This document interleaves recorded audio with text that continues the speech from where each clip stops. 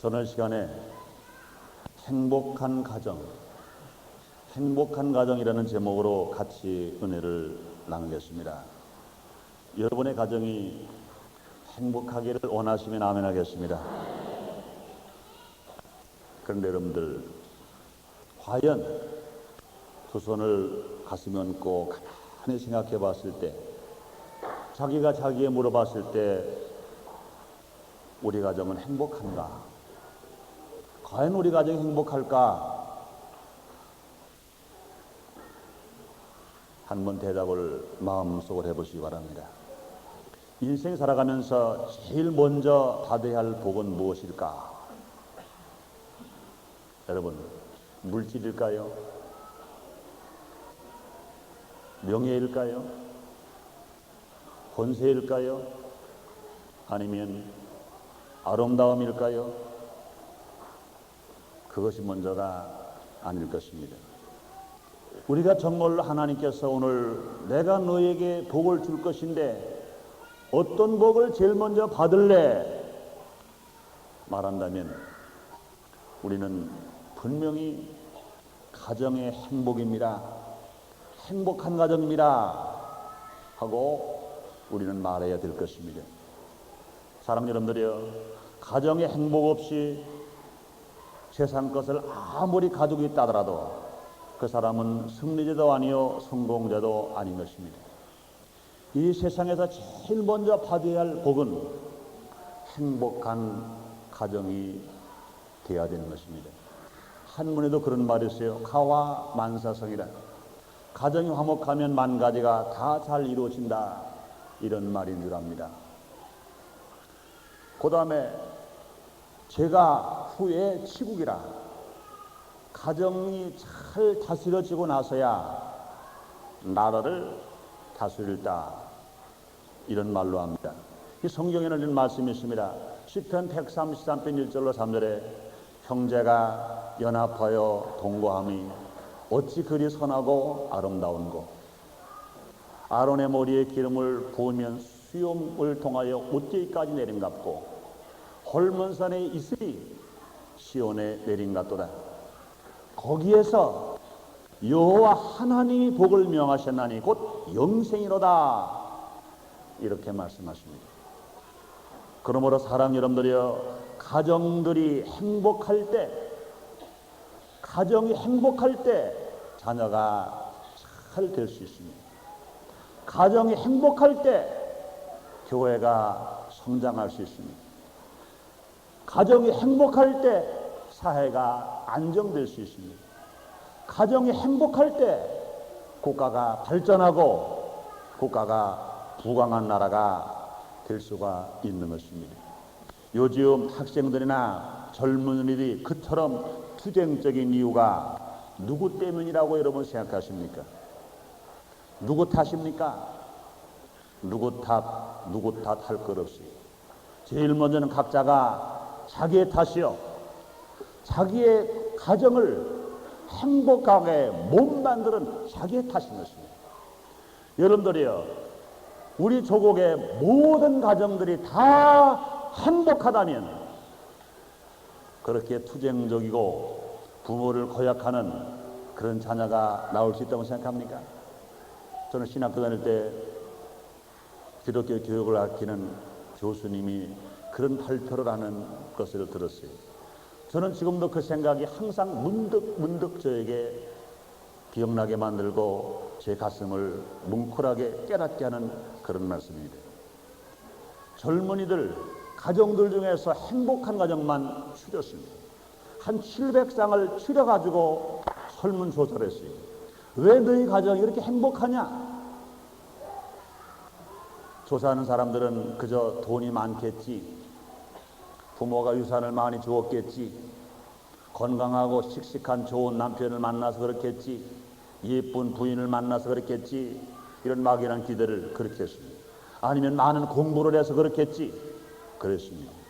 그런데 그 700쌍의 행복한 젊은 부부의 답변 중에 제일 첫 번째 답변이요, 제일 많은 답변이 무엇이냐? 아주 순수한 거요, 간단한 것입니다. 왜 그렇게 너희가 행복하냐 물어봤더니 우리 아버지와 우리 어머니가 행복하게 삽디다. 결론은 그것입니다. 행복한 가정의 자녀가 나가서 행복한 가정을 또 이루고 살더라는 겁니다. 현재를 살아가는 미국인들의 10가지 고민이 있습니다. 그 첫째 고민이 서로 맞지 않는 결혼을 했다는 겁니다. 두 번째가 부부간의 갈등과 이혼입니다. 세 번째가 고부간의 불화여, 네 번째가 젊은이의 몰리해요, 다섯 번째가 사랑의 고민, 여섯 번째가 노인들의 고독함, 일곱 번째가 어린이의 방종입니다. 여덟 번째 가서야 고민이 직장 문제요, 그다음에 아홉 번째가 술, 담배, 아편 문제요, 열 번째가 신앙의 문제를 봅니다. 이렇게 볼 때 미국인의 10가지 큰 고민들 중에 7가지가 다 가정이 행복하지 못한 데서 오는 고민이었습니다. 그런데 여러분들, 이것은 미국 문제만 그럴까요? 그렇지 않습니다. 이와 같은 문제가 곧 우리나라도 마찬가지의 현상들이요, 현재 지금 일어나고 있는 일들인 것입니다. 우리 가정들이 이런 경우에서, 이런 위기에서 건져져야 진실로 사회가 안정되고 우리 모두가 행복하고 복되게 살아갈 수 있습니다. 5월달은 가정의 달입니다. 오늘은 어버이 주일이요, 또한 가정 주일인 것입니다. 우리 교회에서는 가정 주일을 맞이해서 내 가정 구원을 위한, 내 가정 행복을 위한 가족 초청 특별 예배를 드리고 있는 것입니다. 저는 오늘 하나님 말씀을 중심으로 해서 행복한 가정을 이루기 위하여 우리가 할 일이 무엇인가 함께 알아보겠습니다. 믿음은 들음에서 하고 들음은 그리스도의 말씀이라고 그랬습니다. 오늘 초청받아서 오신 분들이나 올라와서 예배드린 여러분들이요, 이 말씀을 들으시고 이 말씀을 깨달으시고 이 말씀을 실천하고 행함으로 말미암아 무엇보다 먼저 여러분의 가정이 하나님의 복을 받아서 행복한 가정, 정말 행복한 가정 되시기를 주님 이름으로 축원합니다. 그 첫째가 할 일이 뭘까요? 온 가족이 예수를 믿어야 된다는 것입니다. 가정이 구원받고 가정이 행복하기 위해서는 제일 먼저 할 일이 뭡니까? 온 가족이 예수를 믿어야 합니다. 기독교는 개인과 가정을 구원할 뿐만 아니라 개인과 가정이 구원될 때 사회와 국가를 구원하게 만드는 것입니다. 오늘 본문 사도행전 16장 31절에 주님 말씀하십니다. 주 예수를 믿어라. 그리하면 너와 내 집이 구원을 얻으리라. 이렇게 말씀하십니다. 오늘 본문 16장 33절에 또 이렇게 말씀하십니다. 저와 온 집이 하나님을 믿었으므로 크게 기뻐하니라. 그렇습니다. 그냥 기쁨이 아니라 온 가족이 예수를 믿고 온 가족이 구원을 받으니까 큰 기쁨이 있는 가정이 됐다 그랬습니다. 사랑하는 여러분들이여, 여러분의 가정이 적은 기쁨 아니고 큰 기쁨 가지시기를 주의 이름으로 축원합니다. 우리가 물질과 명예, 권세, 건강, 아름다움이 가지고 있다면 아마 적은 기쁨을 있을지 몰라요. 그 기쁨은요, 시간이 가면 쇠어져 버리고 말라져 버리고 없어버리고 불타버리고 말 것들인 것입니다. 그러나 온 가족이 예수를 믿으면 그 기쁨은 큰 기쁨이라. 가뭄이 와도 마르지 않고 풍파가 와도 넘어가지 않고 그 기쁨을 원수마귀가 아무리 뺏으려고 하더라도 빼앗기지 않는 기쁨, 환경이 뒤집어져도 빼앗기지 않는 기쁨이 무엇이냐? 온 가족이 예수를 믿음으로 큰 기쁨을 가질 때라고 주님이 말씀하셨습니다. 그러면 행복한 가정들을 좀먹는 것들이 있습니다. 이런 것들이 있을 때 아무리 행복하려고 하더라도 행복을 누릴 수가 없는 것입니다. 그것이 무엇입니까? 죄인 것입니다. 에덴 동산에서 범죄하기 전에 아담과 하와는 행복하게 살았어요. 먹을 것, 입을 것, 마실 것 걱정하지 않았습니다. 상함도 없고 해함도 없는 생명나무 과일이 가득가득했었어요. 그냥 따먹으면 됩니다. 심지 않아도 그냥 따먹으면 돼요.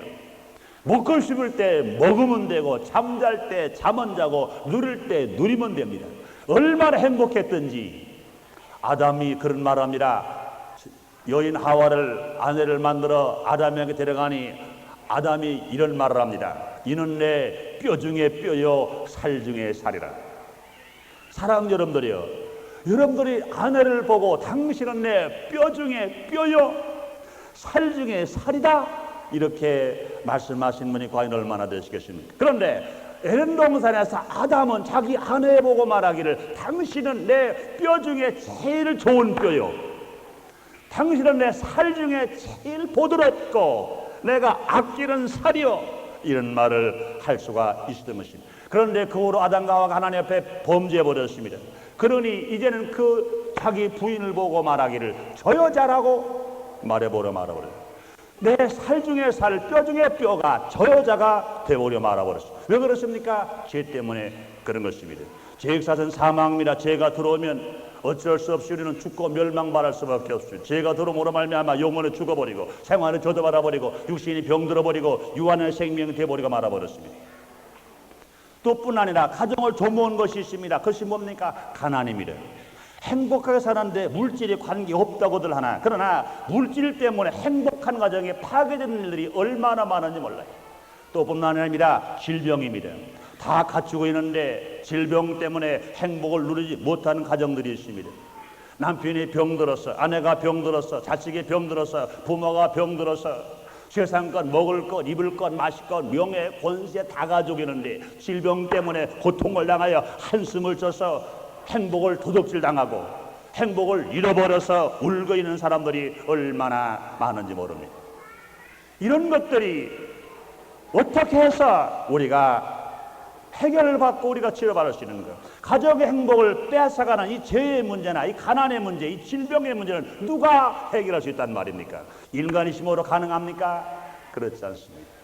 인간의 힘으로 이 죄의 문제나 이 가난의 문제, 이 질병의 문제를 종국적으로 완전히 해결할 수가 없는 것입니다. 어떻게 될까요? 예수를 믿어야 됩니다. 주님 말씀하십니다. 요한복음 3장 16절에 하나님이 세상을 이처럼 사랑하사 독생자를 주셨으니 이런 저를 믿는 자마다 멸망하지 않고 영생을 얻겠다고 말씀했습니다. 우리 인간의 힘으로 이 죄의 문제 해결할 길이 없습니다. 우리가 멸망의 죽음을 해결할 길이 없습니다. 그래서 하나님 사랑하셔서 해결의 방법을 누굴로 보내셨습니까? 독생자 예수를 땅에 보내신 것입니다. 그 예수를 믿기만 하면 우리는 멸망받지 않습니다. 죄 때문에 멸망받지 않습니다. 가난과 저주 때문에 멸망받지 않습니다. 질병 때문에 멸망받지 않습니다. 하나님의 자녀가 되어서 이 멸망의 자리에서 이제는 영생의 자리로, 죽음의 자리에서 천국의 자리로 우리가 올라갈 수 있습니다. 그러면 예수님도 친히 말씀하십니다. 마태복음 11장 28절에 수고하고 무거운 짐진 자들아 다 내게로 오라, 내가 너희를 쉬게 하리라 말씀하십니다. 바울도 말씀합니다. 주 예수를 믿어라, 그리하면 너와 네 집이 구원을 얻으리라. 할렐루야.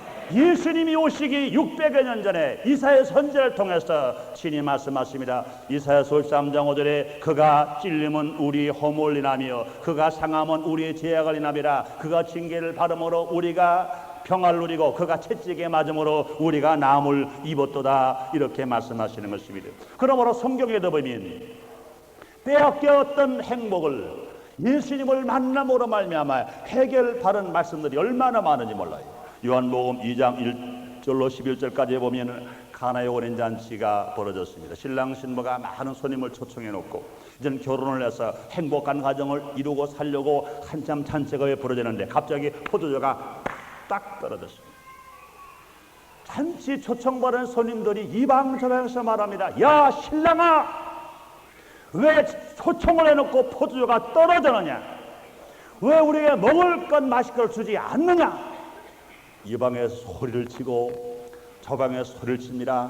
신랑 신부가 얼굴이 백지자처럼 하얘집니다. 어떡할 길이 없습니다. 불안해합니다. 당황해합니다. 낙심해버립니다. 속으로 합니다. 아이고 손님을 초청하지 말걸, 심지어는 애라 결혼하지 말걸, 야단 못성이 나버렸습니다. 그런데 그곳에 누가 있었습니까? 예수님이 계셨다가 물을 변하여 포도주 되게 만들었습니다.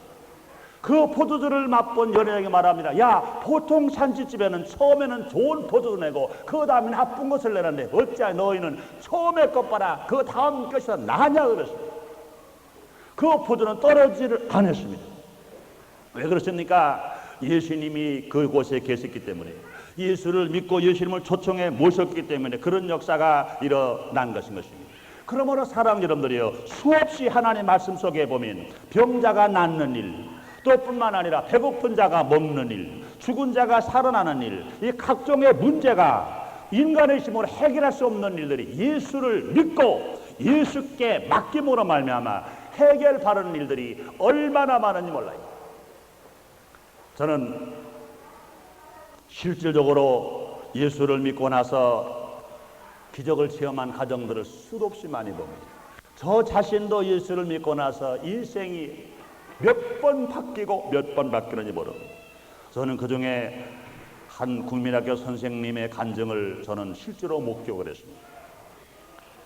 27살 때 남편도 국민학교 선생이고 자기 본인도 국민학교 선생입니다. 27살 때 이혼을 했어요. 제가 그분을 만난 것이 38살에 만났습니다. 이혼하고 11년 만에 만났습니다. 제가 전도사일 때입니다. 제가 신방을 했어요. 예수를 고지령 접했습니다. 은혜를 받았어요. 기쁨이 넘칩니다. 근데 그가 상담을 하러 왔어요. 제가 상담하는 중에 제 마음속에 성령의 깨달음이 옵니다. 야, 이 사람은 예수 믿기 전에는 이혼한 사람이나 예수를 믿었기 때문에 이혼했던 그 남편과 다시 한 가정을 이루어 행복할 수가 있다. 깨어진 가정은 행복할 수 있다. 그래. 그런 마음이 나에게 들려와요. 그래서 저는 상담을 하고 대화를 하면서도 제 속에서 그런 말씀이 들리길래 대화하면서 무의식 중에 저는 고개를 흔들었어요. 아닙니다. 안 됩니다. 이혼한 지 11년 됐다는데요. 될 수가 없지요. 나 혼자 그렇게 생각하고 있었어요. 그런데 성령의 강한 역사가 납니다. 야, 내가 된다는데 왜 내가 안 된다고 그러냐. 다시 하나님 말씀 들으미라. 사람은 할 수 없으되 하나님은 하실 수가 있느니라. 할 수 있습니다. 그러면 그 자매님이 말했습니다. 자매님, 헤어진 남편이 결혼했나요? 안 했나요? 안 했습니다. 그렇다면 자매님은 결혼할 사람이 있습니까? 없습니까? 없습니다. 그렇다면 내 말 들었어요. 내 말이 아니면 하나님 말입니다. 헤어졌던 남편 11년 되었다고 그러는데 그 남편 찾아가서 다시 가정을 이룬다고 얘기하세요. 하나님 명령하십니다. 그랬더니 그 자매님이 껄껄거리고 있어요. 전도사님, 될 만한 얘기를 하세요. 그건 11년 전 일입니다. 우리 당사자만 나쁜 게 아닙니다. 시부모하고도 사이가 안 좋아서 헤어졌는데요. 그건 안 되는 겁니다. 다시 말해서 하나님에게 하신 말씀대로 사람은 할 수 없지만 하나님은 하실 수가 있습니다. 그러나서 여름방학 교를 보냈어요. 그때 남편은 저 자전에서 교편을 잡고 있었습니다. 갔다 오는데 싸움만 하고 왔대. 안 돼. 여름방학 끝나서 두 번째 또 보냈습니다. 또 안 됐어요. 세 번째 겨울방학에 보냈습니다. 또 안 됐어요. 네 번째 다시 제가 사정을 해서 한 번만 더 갔다 오라 그랬습니다.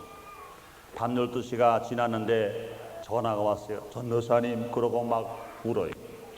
그래 깜짝 놀랐어요. 아니 처음에는 가서 싸웠대더니 이제는 네 번째 가서 매를 맞았는가? 생각을 하고 저가 웬일입니까? 그랬어요. 그랬더니 그 자매님 하는 소리가 전도사님 고마워요. 그래. 그리고 어디입니까? 그랬더니 지금 시댁입니다. 그래. 토행금지 있을 때인데 시댁에 가서 12시가 지나갔으니까 된 거지요. 뭐. 그다음에 제가 얼마나 기뻤는지 몰라요. 그 다음 주일날입니다. 대전에서 새벽 고속버스를 타고 자기 부부와 11년 동안 헤어졌던 남편과 아내가 만나고 11년 동안 자기 피로난 자식 그 아들을 잃어버렸다가 만나고 그 시부모님을 모시고 여의도 순복음교회까지 고속버스 첫 차를 타고 달려왔어요. 와가지고 옆으로 죽 서서 말합니다. 저를 꾹복하면서 하는 말이 전도사님 고맙습니다. 그래요. 제가 그 남편의 손을 꽉 잡았습니다. 여보세요. 내가 고마운 게 아닙니다. 하나님이 하신 겁니다. 하나님이 하신 겁니다. 자네 당신의 아내가 예수를 믿었고 하나님 앞에 기도했기 때문에 하나님이 하신 것이니까 하나님께 먼저 감사하세요. 그랬어요. 그 이후로 하나님이 그 가정을 더 축복하셨습니다. 11년 동안 헤어졌던 그 국민학교 교표를 잡았던 선생님들이 가정을 이뤘는데 보통 사람 같으면 남편이 있는 대전으로 부인이 전권에 갈 것인데 정반대로 남편이 부인이는 서울로 전권에 와서 저 잠실 국민학교 선생님으로 전권에 오시고 또 그 아들은 신문중학교로 전학을 와서 행복한 가정을 이뤘습니다. 사랑하는 여러분들이에요. 우리 주님이 어제나 오늘이나 영원토록 동일한 걸 믿으시면 아멘 하겠습니다. 그렇습니다. 우리가 진실로 온 가족이 예수를 믿으면 원수마귀가 파괴해놓은 가정, 행복을 도둑질당하게 한 가정, 행복을 뺏어간 가정이 다시 행복을 찾아서 복되게 살아갈 수가 있는 것입니다. 그러므로 여러분의 가정들이 이와 같이 예수를 온 가족이 믿음으로 말미암아 다 행복한 가정 되시기를 주님의 이름으로 축원합니다. 그다음에 두 번째로 행복한 가정은 어떻게 될 수 있습니까? 온 가족이 하나님을 섬겨야 됩니다. 온 가족이 예수를 믿었으면 이제 온 가족이 하나님을 섬겨야 되는 것입니다. 여러분, 하나님을 섬긴다는 것은 어려울 그렇습니다. 하나님께 가정 예배를 드리는 것도 하나님을 섬기는 겁니다. 하나님을 섬긴다는 것은요, 하나님 말씀에 순종하는 것도 하나님을 섬기는 겁니다. 하나님을 섬긴다는 것은 하나님을 의지하고 하나님께 맡기고 기도하는 것도 하나님을 섬기는 것입니다. 하나님을 섬긴다는 것은 하나님께 감사하고 하나님께 찬송하는 것, 기쁘고 즐거울 때 정말로 감사할 때 하나님께 감사하면서 하나님을 찬송하고 하나님을 찬양하는 것도 하나님을 섬기는 것입니다. 하나님을 섬기는 가정이 되면 하나님께서 그냥 있지 아니하십니다. 복을 주신다고 말씀하십니다. 출애굽기 13장 25절 26절에 이렇게 말씀하십니다. 여호와 하나님을 섬겨라. 그리하면 하나님께서 양식과 물에 복을 내리고 질병을 제하여 주고 잉태 못하는 사람이 없고 낙태하는 사람이 없고 내가 너희 날수를 채우리라, 이렇게 말씀하시는 것입니다. 그러므로 우리가 하나님을 섬길 때 먹는 것과 마시는 것에 복을 주신다고 말씀하십니다. 질병을 제하여 주셔서 건강하게 하신다고 말씀하십니다. 자녀의 복을 주시며 날수를 채워 장수의 복을 준다고 주님이 말씀하시는 것입니다. 실질적으로 하나님을 섬기는 사람, 복받은 사람들이 얼마나 많은지 몰라요. 열왕기상 17장에 보면 사렙과 과부가 있습니다. 아들과 함께 남편 없이 살아갑니다. 그런데 그 지역에 3년 반 동안 가뭄이 들어버렸습니다. 가뭄이 들어서 산천초목이 다 말라버렸습니다. 곡식을 농사를 지을 수가 없습니다. 과일도 없습니다. 채소도 없습니다. 그러니 이제는 더 먹을 것이 없어요. 더 참을 수가 없습니다. 밀가루 통을 팍팍 긁어보니까 떡 하나 만들 만큼 밀가루 한 주먹이 있습니다. 기름병을 거꾸로 들어도 아무것도 안 나와요. 온종일 거꾸로 세워놓고 나니까 떡 하나 구울 만큼 기름이 조금 몇 방울 똑똑 떨어집니다. 여러분, 그렇잖아요. 쓰시던 거 그냥 보면 안 나와요. 제가 며칠 전에 우리 집에 갔더니 제가 쓰는 노션이 거꾸로 딱 있더라고요. 거꾸로 세워놨어. 아니, 누가 이 거꾸로 세워놨는가 가만히 보니까 우리 집사람이 꼭 한 방울에도 좀 바로 쓰려고 이 거꾸로 세워놨어요. 근데 거꾸로 세우니까 그 모였던 모든 로션이 하늘로 모아가지고 그래도 한 2번 정도 쓸 수 있는 것, 그런 것입니다. 그 마찬가지로 그렇게 거꾸로 부어서 하루 종일 두어야 한 방울 나올까 말까 할 만큼밖에 없습니다. 그래서 그 어머니는 이제 한 움큼 밀가루와 몇 방울 기름을 가지고 떡을 만들어서 아들과 함께 먹고 죽어야겠다. 더 살 길 없다. 이젠 마지막 이것을 먹고 죽을 것인데 굶어 죽으니보다 먹고 자살해버리자. 그러고 그 떡을 만들기 위하여 나무를 주우러 밖에 나갔습니다. 하나님께서 그 가정을 구원하기 위하여 하나님의 사람 엘리야를 그곳에 보냈습니다. 엘리야를 만났습니다. 엘리야가 목이 탑니다. 나에게 물을 달라. 넌 여기 왜 왔느냐 말하니까 이제는 가뭄이 들어서 먹을 것이 없어서 밀가루 하는 기름 한 방울에서 이것 가지고 떡을 만들 아들과 함께 먹고 죽으려고 나왔습니다. 그래, 그러면 그 떡을 만들어서 너희가 먹지 않으려고 나에게 가져와라. 하나님의 사람 엘리야가 대답 말합니다. 그 상황을 볼 때 현실로 보면 얼마나 야속한지 몰라요. 그러나 사렙과 과부가 한 번 먹고 자살할 바에야 하나님의 사람에게 대접을 하자. 그러고 대접버렸습니다. 하나님을 대접하고 섬기고 싶은 마음으로 대접버렸습니다. 그런데 이게 웬일입니까? 그 사람 대접하고 나서 이젠 죽어야 되겠다고 생각하고 나서 밀가루 통을 열어보니까 밀가루 통에 밀가루 하나 가득합니다. 기름병을 보니까 기름이 꽉 찼습니다.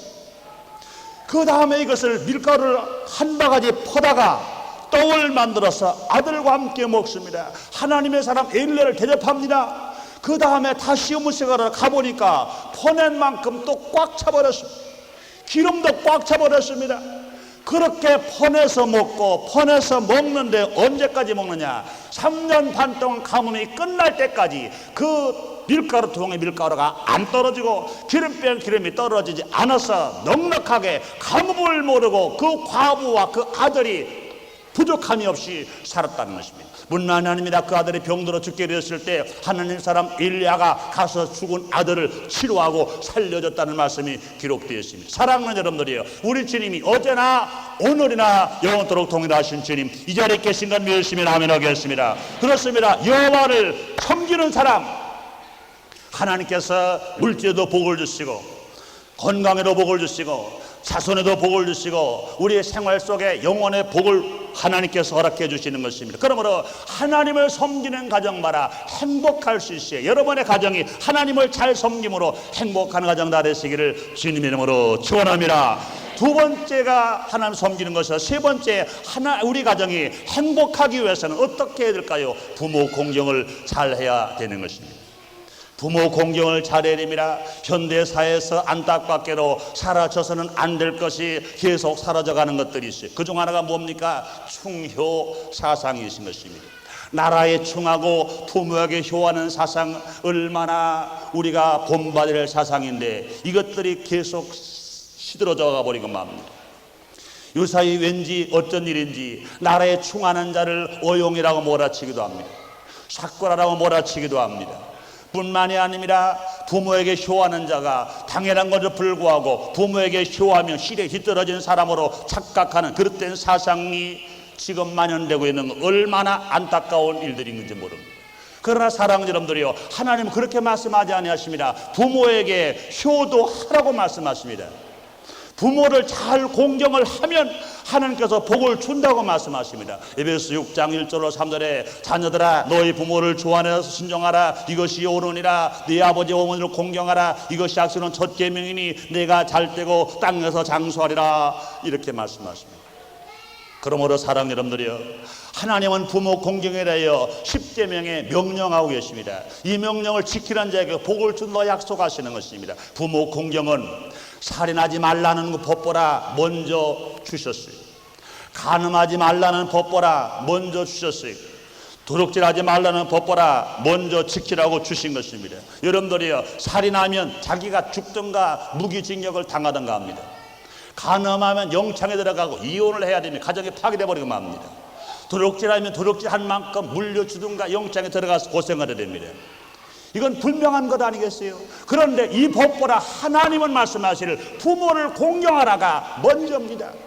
그런데 부모 공경하라 하나님의 법을 받음에도 불구하고 부모 공경 안 하면서도 얼굴 하나 표정 하나 안 바뀝니다.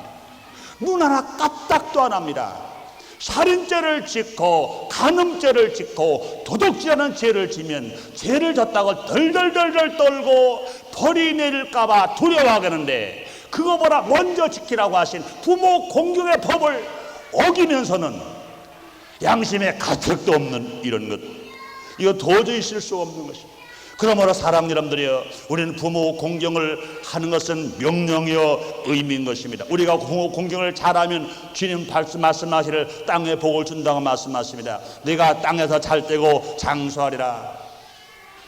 부모 공경 잘하고 복 못 받는 사람 못 받고, 부모 공경 안 하고 복 받은 사람 못 받습니다. 여러분은 눈을 비비고 찾아보세요.